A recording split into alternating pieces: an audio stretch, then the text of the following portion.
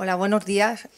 Solamente quiero darles la bienvenida a la universidad, que quiero que consideren desde este momento como su casa. Están invitados siempre que quieran acompañarnos y sobre todo también darle las gracias al doctor Manuel Serrano por propiciar estos foros de debate, estos foros de reflexión de los que tan necesitados estamos y de los que la universidad, desde luego, creo que es el lugar idóneo para llevar a cabo este tipo de trabajo. Muchas gracias. Muy bien, les explico un poco el funcionamiento del acto. Acabaremos a las 10 en punto, esto está garantizado. Primero habrá un pequeño discurso de Francisco Serrano y a continuación hablarán los dos ponentes, hablarán, supongo, un pequeño speech e intercambiarán impresiones para luego, cuando falten 20 minutos para las 10, podrán ustedes intervenir, hacer las preguntas. También hay prensa, evidentemente el acto es abierto y podrán formular las preguntas que quieran. Gracias, Francisco. Manuel, ya no te equivocas más. Bueno, pues buenos días a todos. Muchas gracias por su presencia y simplemente para introducir un poquito la tertulia de esta mañana, pues decirles que desde Forum, la empresa que represento, pues pretendemos aportar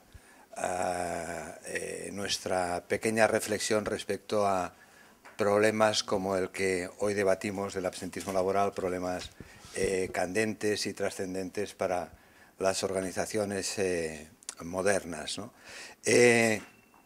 Digamos que, a modo de afición intelectual desde hace mucho tiempo, el fenómeno de la ausencia del trabajo pues lo debatimos en casa con frecuencia, y lo digo esto para contextualizar un poquito el encuentro y el formato de esta mañana.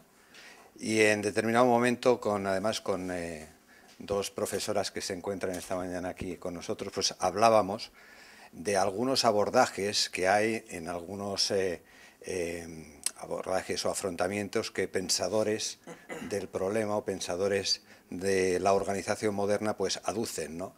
Como es que una de las posibilidades de afrontamiento del absentismo laboral pues puede ser el trabajo con los líderes naturales de las organizaciones. Huyendo un poco de los abordajes absolutamente amplios y sin límites, pues hay pensadores que postulan que el trabajo específico con los líderes naturales de las organizaciones pues pudiera tener su cabida dentro de lo que sería una política general de absentismo.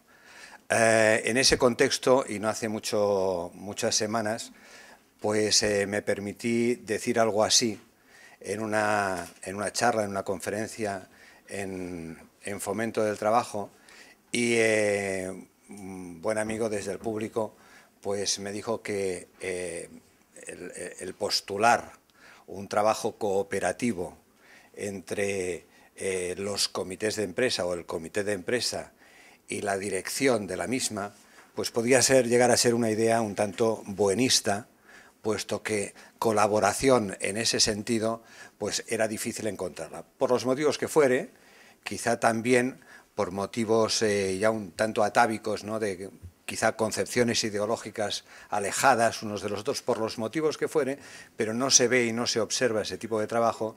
Y yo lo postulé, o me atreví a postularlo en aquella charla, y un buen amigo desde la audiencia me dijo que eso, pues que era una idea buenista. Ese es el origen y ese es el contexto, la razón por la cual pues yo me atreví a convocar al amigo Pedro, al amigo Matías, digamos, alejados en las responsabilidades más directas en la organización, no en la misma, en diferentes, sin embargo compartiendo una misma idea, que es tirar para adelante la organización desde sus distintas responsabilidades, y me permití pues establecerles o lanzarles esta pregunta, ¿no? ¿Es posible un cierto trabajo cooperativo entre la dirección de la empresa y el comité de empresa? ¿Sería posible articular alguna política desde el consenso para afrontar, digamos, y para puntualizarlo, no el absentismo laboral en términos generales? Estamos hablando, nos estamos refiriendo al absentismo problema, al absentismo ese frontera entre la legalidad y la ilegalidad, o el absentismo fraudulento. No es todo el absentismo, hay una gran parte de absentismo que responde a nuestro derecho biológico a enfermar, y por tanto ahí de esto no hablamos, hablamos de ese absentismo problema que es creciente y que alguien estimaba el otro día que lo que representa en términos económicos ese absentismo frontera o ese absentismo problema, pues podía llegar a significar el 30% del volumen económico del ajuste que el Gobierno ha propiciado en estos últimos meses, ¿no? De prácticamente un punto del PIB, de unos 11.000 millones de euros, pues el 30% de esta cantidad podría llegar a ser, digamos, equivalente a la resolución de ese absentismo problema. Bueno, no sé si las cifras son ajustadas o no, son estimativas en cualquier caso, pero ilustran un poco lo que les quería decir. Por tanto, aquí están Pedro y Matías en esa idea. Para nosotros es importante como consultoría saber de sus puntos de vista, por si los podemos introducir, los podemos incorporar, por si acaso en algún momento, en alguna de nuestras intervenciones, pues podemos darles traslado. El formato no queríamos que fuera nada académico, ya lo veis, nos falta un poquito el café, pero como todos los acuerdos y como todos los consensos y como todos los pactos realmente trascendentes, pues suelen hacerse desde la cercanía, desde la proximidad y desde la taza del café, ¿no? No hay café, hay agua, pero esa quería ser un poco la idea central del encuentro. Nada más. Muchas gracias. Por mí, adelante.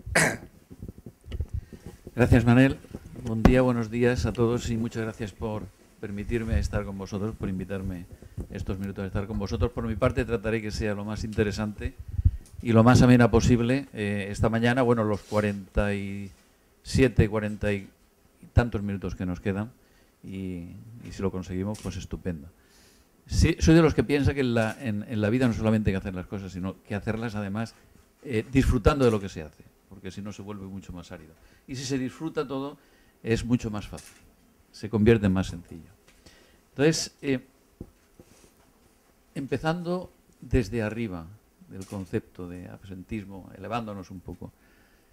Hace ya unos años, el tiempo vuela, en una comida que estuve presente con el que era entonces presidente de la COE, hace años.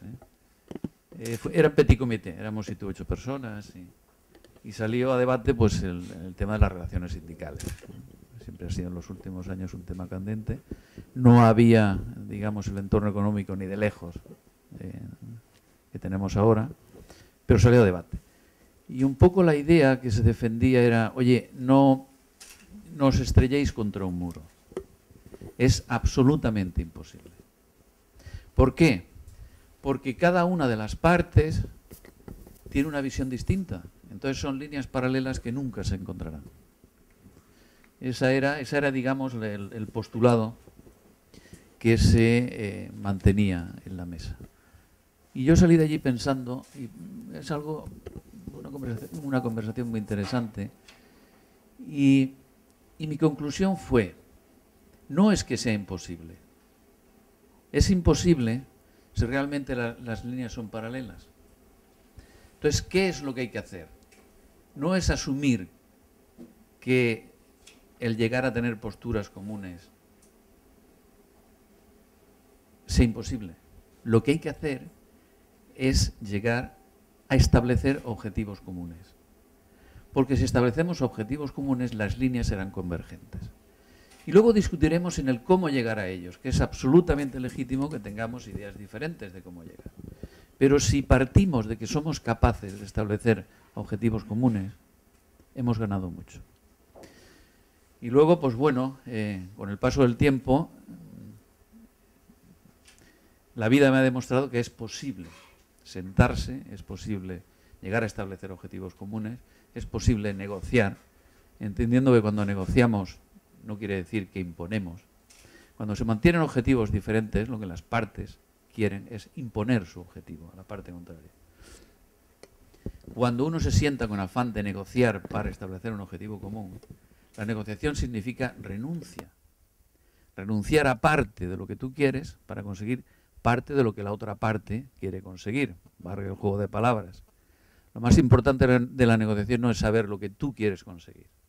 Lo más importante de la negociación es saber lo que la otra parte quiere conseguir. Y si hay voluntad de entendimiento y cedemos porque negociamos, podremos establecer objetivos comunes.